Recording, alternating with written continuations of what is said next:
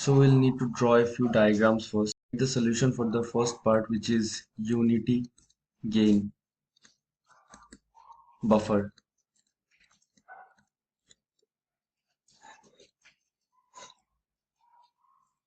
So these are the three diagrams that we need now. In the non-inverting terminal of the amplifier,